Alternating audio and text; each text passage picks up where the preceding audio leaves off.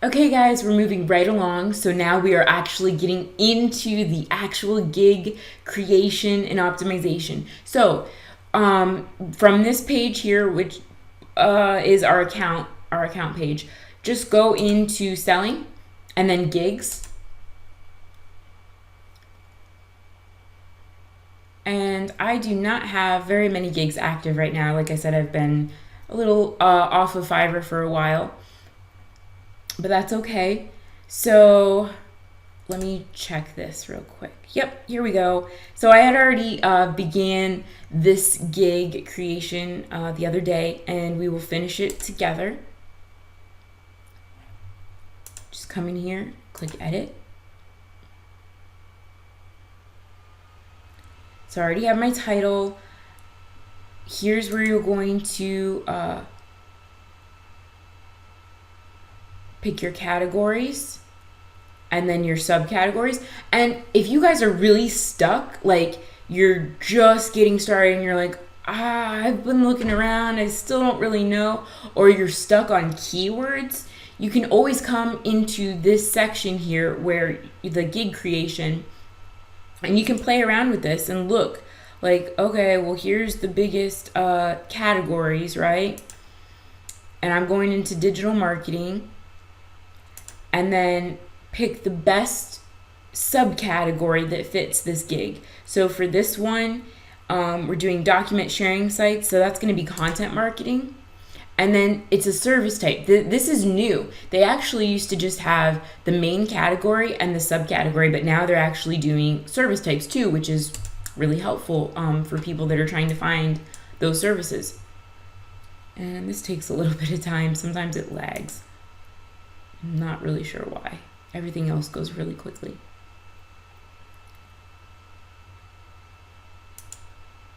Okay, so here.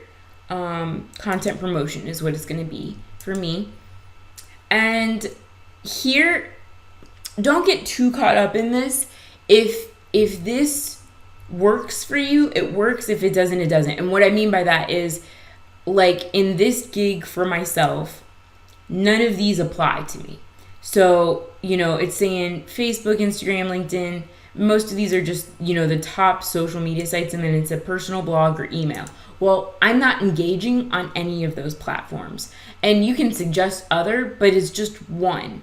And I'm doing 50 different document sharing sites. So this just isn't, it doesn't apply to me. It's just not relevant. So I just skip over it. I know it says gig metadata, and I know a lot of people might go, oh, but SEO, and don't worry about it. If it doesn't apply, it just doesn't apply, and it's not going to be that big of a deal because this is a newer feature and it's not going to make or break, I promise. Then we come down here into search tags, and this is the area I was talking about before where I said, if you got really stuck, come to this section here and it will help you out with some keywords. So, file,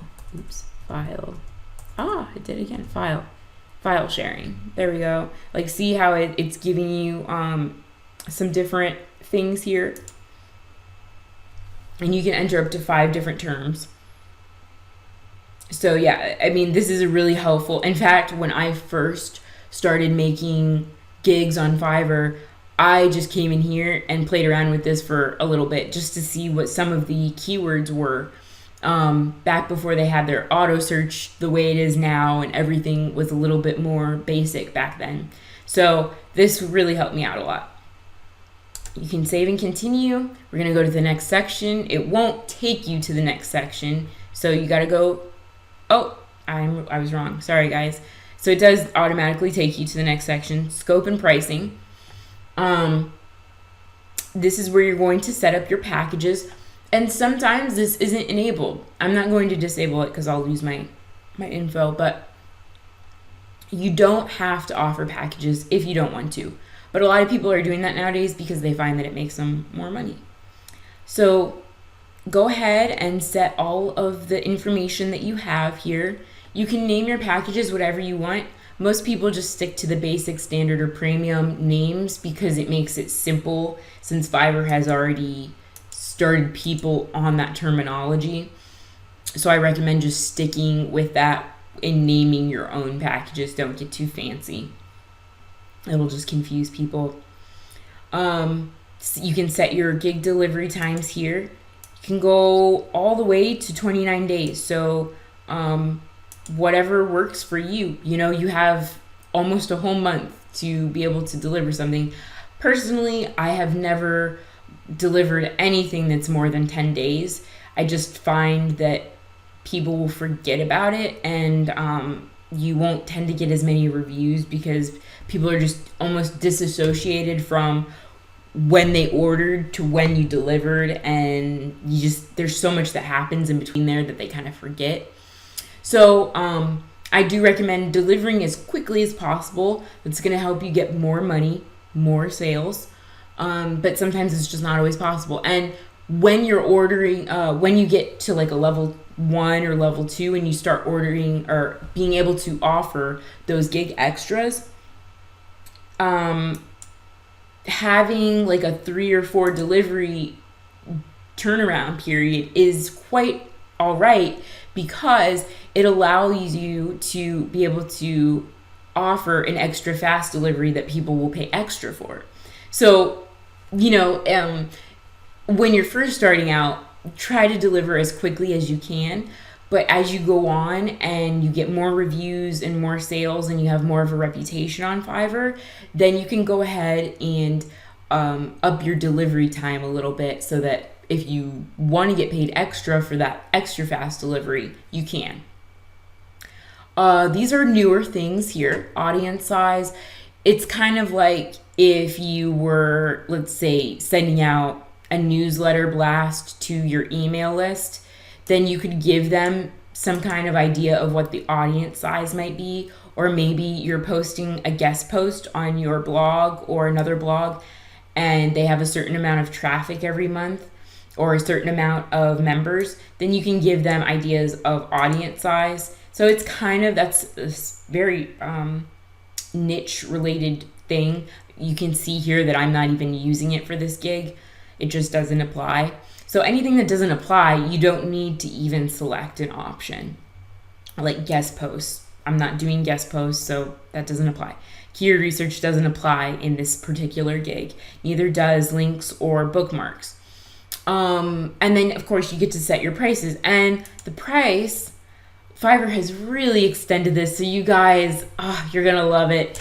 You guys can, now I know that I am a top seller, so I do get, like, this is as much as you guys can charge. I think for when you're just starting out, you are limited to, I think maybe, I'm not even sure what the limits are now, but you are limited, and then you get to charge more as you increase your seller rankings. So, I mean, if I wanted to, I could start my packages out at almost $1,000. But how many sales am I going to get? Probably not very many, because we're on Fiverr. So that's just something to keep in mind. I'm starting mine out at $10 for this service. And then, of course, you get to add your gig extras besides the packages, which is so cool. And this is why you want to work hard to become a top seller, because you get all of these features and you get quite a lot of them. In fact, you know, if you wanted, you could add, I think, let me see here. I think you can add 6 gig extras. Yep, that's correct. So that's a lot, right? That's a lot of opportunities to be able to add on a lot of money. Like if they want an extra guest post, boom, $40 more, $30 more, 50, right? So this here is where all the magic happens, is through your gig extras and through your packages. So with that being said, let's move on.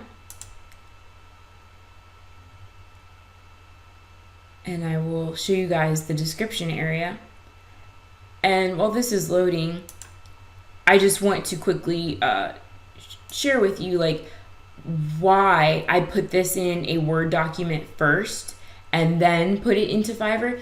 It just makes it a lot easier to edit, especially when you're adding things like bullet points. Now, sometimes the formatting can get a little tricky and it won't copy over the bullet points or some of that stuff like that.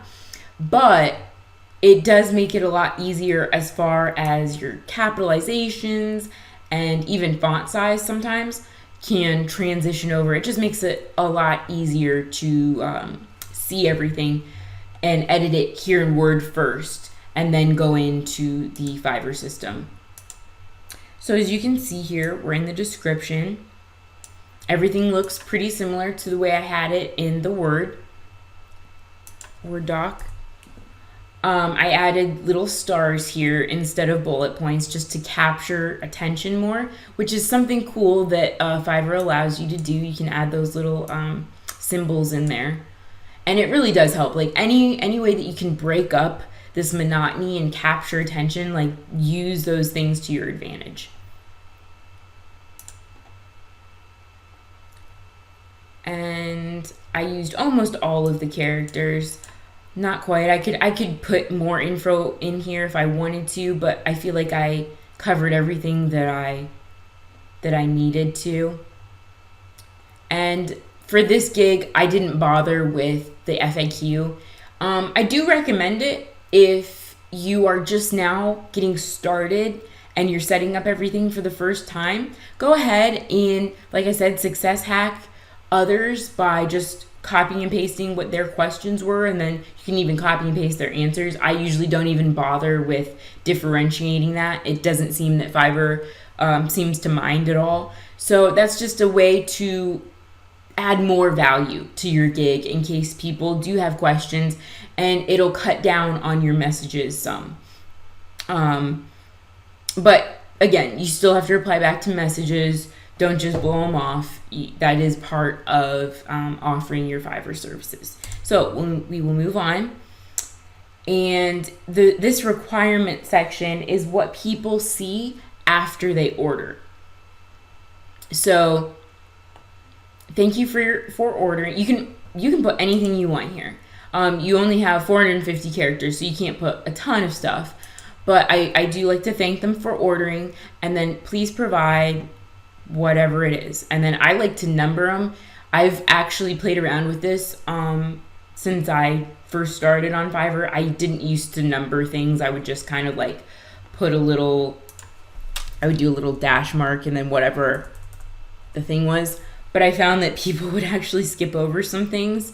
So the numbers seem to help a lot. Just and a lot of other Fiverr sellers do that too. So the numbers, I don't know, it just makes people go, here's the checklist of things that I need, and it works a lot better. So I recommend numbering the items. And if there's anything that is optional, like let's say that let's put number 5, and I'll do it like this. I'll do 5, and then optional, and then AdWords login. Whatever it may be. But that's just a way to ask for more information. And if you do run out of space here, I'm pretty sure that it'll let you add one more requirement. But for the most part, you want to keep it within 450 characters. That's best. So we're going to save. And this gallery part coming up right here is where you can add in, of course, your the first photo that you add is going to be your gig cover photo. So you want to spend some time on this. This is something that I made, and this isn't even as great as it could be or should be, but I had to do this quickly. So I just wanted something that was very bright and attention getting, and then I go ahead and I insert another photo of like what the delivery will look like. So you can add up to 3 photos here, and I do recommend that you add as many as possible. People really like to see what it is that you are going to be delivering and what they're going to be getting, and that's going to help you make more sales. So especially if you are doing something like graphic design, logo design, anything that is visual, add as many pictures here as you can. And I think if you are in the graphic design category, you're allowed to add way more photos. I'm pretty sure they have like 6, maybe even 10. I'm not even sure how many, but I know it's a lot more than 3. So I just wanted to make mention of that. Here is something I'm going to be going over in the next video. This is your gig video. And a lot of sellers don't do this, but they are missing out on a lot of sales. I've always, except for maybe my very first gig. I don't think my first gig had a video, but then I started doing videos and all of my gigs took off and I got a lot more sales. So I recommend doing this. They're not displayed the same way that they used to be. Fiverr really used to make the video prominent. Now they just make this cover photo prominent, but I still recommend it, and it's going to boost your sales as well. And we'll talk about that in the next videos coming up. And then here you can insert a PDF if that relates to your gig at all.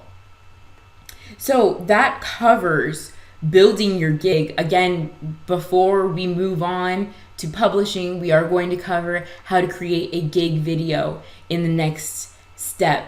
So stick with me through that. I hope I made this quick, simple, and easy for you guys. It really isn't too hard at all. The one thing I do want to mention though is that while you can save this, like you guys saw, you can save this as a draft and come back to it later. You do need, I recommend publishing your video or creating your video and uploading it before you publish. It just seems to help with your rankings in Fiverr. I'm not really sure why that is. Like, instead of creating the gig without a video and then uploading the video later, if you upload the video right away when you create your gig, it does seem to boost your rankings more. I've done both, and for whatever reason, the ones that I uploaded the video right away always took off and did better. So that's just a tip that I wanted to give you guys. And stick with me in the next video, and I will show you guys how to make your quick 1-minute Fiverr videos for your gigs.